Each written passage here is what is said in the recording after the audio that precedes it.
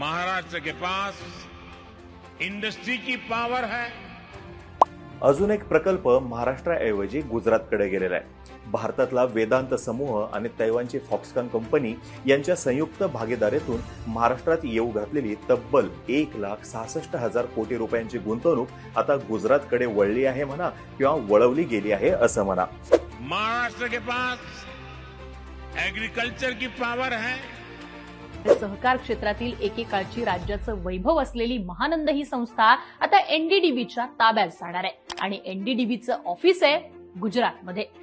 महाराष्ट्र के pass finance sector की power है। मोठी बातमी येते फॉक्सकॉन नंतर आणखी एक प्रकल्प गुजरातमध्ये गेलेला आहे। आताची ही मोठी आणि आपल्या सगळ्यांनाच हादरवणारी बातमी आहे। C-95 लष्करी ट्रान्सपोर्ट एअरक्राफ्ट हे आता बडोद्यात होणार आहे। पंतप्रधान मोदींच्या हस्ते 30 ऑक्टोबरला कोनशिलेचं उद्घाटन होणार आहे। माझा कट्ट्यावर सामंतांनी नागपुरात होणार असं आश्वासन दिलेलं होतं, पण तसं होताना दिसत नाहीये।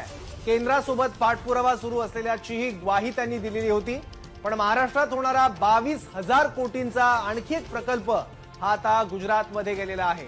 इसी पावर ने मुंबई को देश का फाइनेंशियल हब बनाया है। अब मेरा लक्ष्य है महाराष्ट्र की इसी पावर से महाराष्ट्र को दुनिया का बड़ा आर्थिक पावर हाउस बनाने का।